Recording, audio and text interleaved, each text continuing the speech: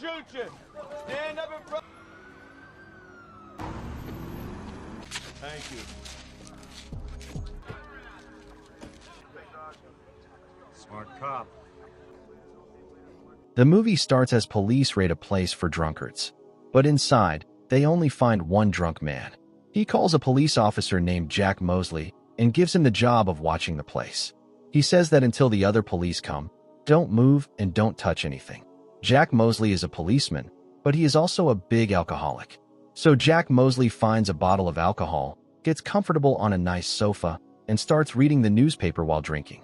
The next day when Jack gets to the police department, a lady says, "Jack, your boss has called you." So Jack starts going, saying, "Okay." But when Jack is going down the stairs, a police officer comes and says, "Jack, my office is up, not down. Did you get here early?" Then the officer tells Jack to get a file guy out of jail and take him to Center Street safely. He has to be in court to talk to the grand jury at 10 o'clock. Jack says that he has finished his night duty. But the officer doesn't listen to Jack and gives him the file and leaves.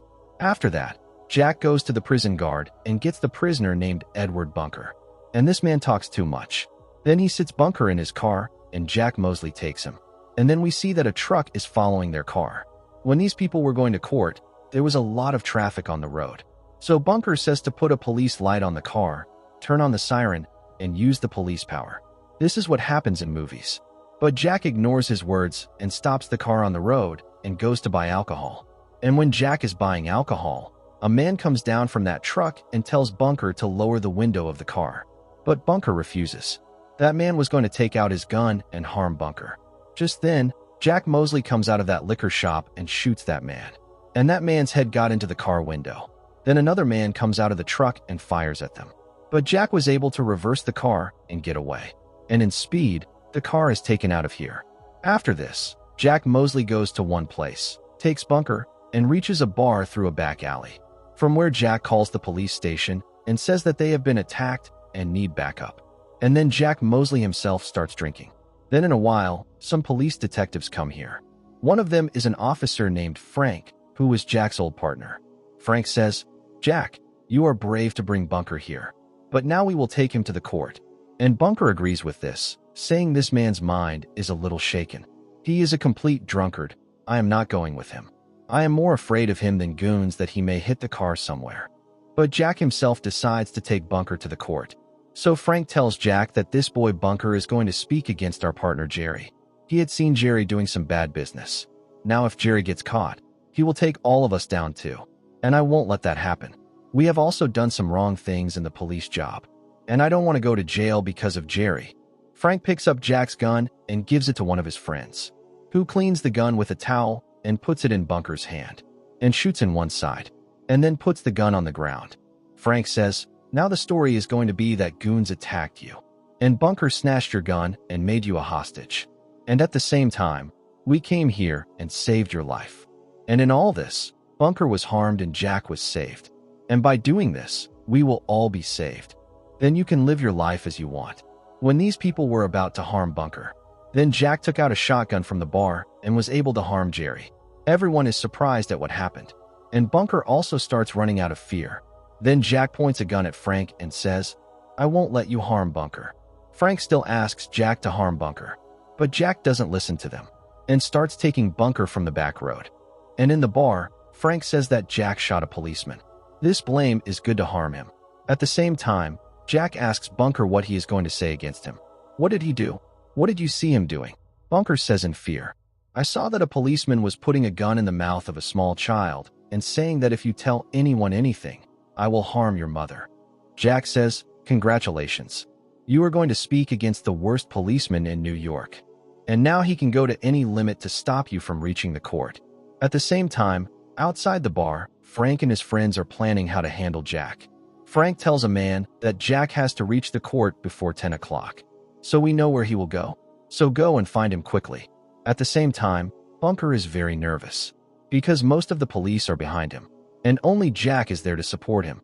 And seeing Jack's condition, Bunker thinks that this man will not be able to get him to the court safely. And Jack was also smelling a lot of alcohol. Then we see that Jack Mosley takes Bunker to his sister Dinah's apartment, and gets his gun and bullets from there. because his gun was taken by Frank in the bar. Bunker asks Jack, "Why did you shoot a policeman for a stranger like me?" To which Jack does not answer. And in the middle of all this, a policeman named Terrace reaches this apartment. But Jack had an idea about this, and he points a gun at the policeman, handcuffs him with a pole, and shoots him, and takes his phone. But in all this, Bunker quietly leaves the back gate. After this, Jack tries to find Bunker in the crowd, but Jack does not see Bunker anywhere. Jack then gets a call from Frank. He says, "Jack, I found out that Bunker ran away from you. Now Bunker's matter is not in your hands, and now he is a runaway criminal. So Jack, now you go home and let us hunt Bunker." But Jack disconnects the phone and reaches a subway station looking for Bunker, where he finds Bunker. Jack asks, "Why did you run away from there?"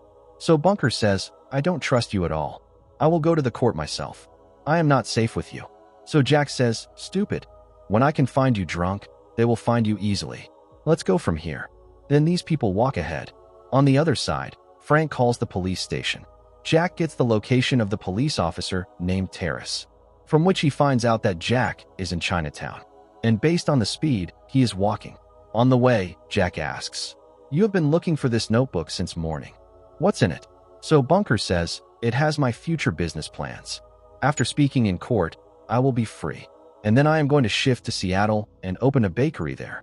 So Jack says, "You are a thief and will always be a thief." But Bunker does not agree with this. He says that people can change, and when my business starts, I will send you a cake on your birthday. At the same police station, an officer was reporting the location of Jack to Frank by looking at the map.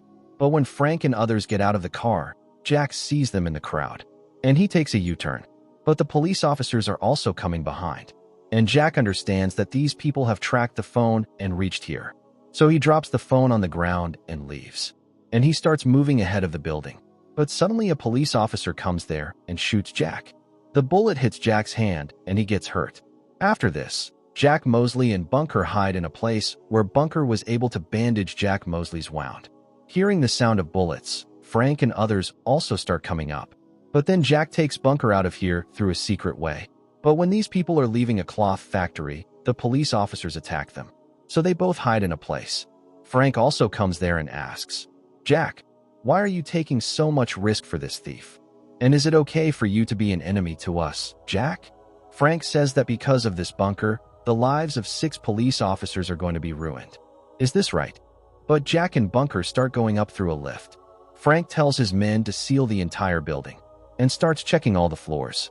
On one floor, an old man opens the door of his room and lets Jack and Bunker hide in his apartment. Jack uses a phone to call the district attorney and says, "I am 7 blocks away from you, but there are a lot of police officers between us, and I think there is a traitor around you who is leaking information." She asks the attorney for Jack's address so that he can send support. But Jack was suspicious of a traitor, so he writes the wrong address. And it happens. Frank gets a call from someone, and he tells Frank the address given by Jack. So they all start going that way, but they don't find anyone there. When Jack is leaving the room, Frank comes there and points a gun at Jack and says, "I have worked with you for 20 years. I know all your moves." But then Bunker comes from behind Frank and points the gun. So Jack says, "I also know all your moves." And then Jack handcuffs Frank at one place and leaves. Then the rest of the police release Frank. After that, Jack and Bunker board a moving bus, and Jack forces the driver to take him to the court. But Frank and his team shoot at the bus tire. The bus hits a place. After that, the policeman starts reporting on the radio near the bus that Jack has made everyone a hostage in the bus. Jack then puts all the passengers in front of the window so that the police don't shoot in the bus. Now a lot of police come here. Frank tells all his friends that their problem has increased now. Now we all have to say the same thing during the questions, so that no one suspects us. After that, the police commissioner also comes here, to which Frank tells a false story and convinces him that Jack has made Bunker a hostage to hide his crime. And when we tried to catch him, he made everyone a hostage in this bus. After that, Jack sticks newspapers on the window from the passenger, so that the police don't see anything inside the bus. Then a hostage talker is called, who tells Jack that we have to talk to you, and I will throw a phone in the bus. Don't shoot me. And then it happens. That talker, whose name is Mike, then he calls Jack on the phone and says how many people are in the bus. So Jack tells that there are about 40 people in the bus. But really only 31 people were present in the bus. Jack had told more numbers to increase the pressure on the police. Mike says that, Jack, the armed forces have also come here. And the whole block has been sealed. And now the snipers are also in position. Don't increase the matter, please. And then we see that Bunker has met people inside the bus. Bunker shows everyone a cake recipe in his copy. He also shows a lovely girl a recipe for a strawberry cake and says that he makes a very good cake. Passengers learn that today is Bunker's birthday. Everyone wishes him a happy birthday, and Jack sees all this. Then Jack Mosley calls Mike and says, bring the district attorney, a writer, and a news channel person in 15 minutes. I want to record Bunker's statement. And as soon as my work is done, I will let everyone go. Hearing this, Frank starts smiling. Now Jack also knew in the bus that Frank can go to any length to harm Bunker. And if needed, he will come inside and shoot without caring for the passenger. So Jack starts taking off all the passengers from the bus and gives Bunker another man's dress and says, get out of the bus like a hostage and get out of the police circle. Run somewhere and hide. And this is the only way for you to get out of here alive. And then Bunker also leaves in a crowd. And seeing all this, Frank starts panicking. And now only Jack was left in the bus. Outside, the bus driver tells the police that there were only 31 people in the bus. And now only Jack is left in the bus. Here in the bus, Jack finds a bag of a fallen passenger. And there was a tape recorder in it. And he starts recording his statement by turning on the tape recorder. That I am Detective Jack Mosley, batch number 227. And this is my last will and testimony. And at the same time, the police were getting ready to come inside the bus and harm Jack. So Bunker comes on the road and starts shouting, don't shoot, don't shoot. And by doing this, he reaches the bus and climbs inside. Jack is quite surprised that why did Bunker come back even after being saved. After this, Jack starts the bus and takes it ahead, and takes it to a lane and traps it. After this, the police break the window and come inside. But they don't find anyone here, because Jack had left here with Bunker. But in all this, Bunker had been shot, and he was dying now. Bunker tells, a friend had come to my house, and he had a lot of money. The next day, I found my friend's body. Someone had harmed him. So I stole his money and hid it somewhere. And the next day, a police officer came to my house, and he told me that you left, and I was jailed. Then we see that an ambulance comes here. Actually, while running, Jack had called his sister Dina, and he had called her here. And this lady is Dina, who works in the hospital. Bunker also recognizes Dina. I had seen your photo in Jack's apartment. And then they sit in the ambulance. Bunker starts praising Jack in front of Dina. Then Jack says, Bunker, she is my sister. Bunker is surprised and says, she is your sister. I wanted to help you out before I died. And then they leave with the ambulance. Jack asks, is it your birthday today? Bunker says, no.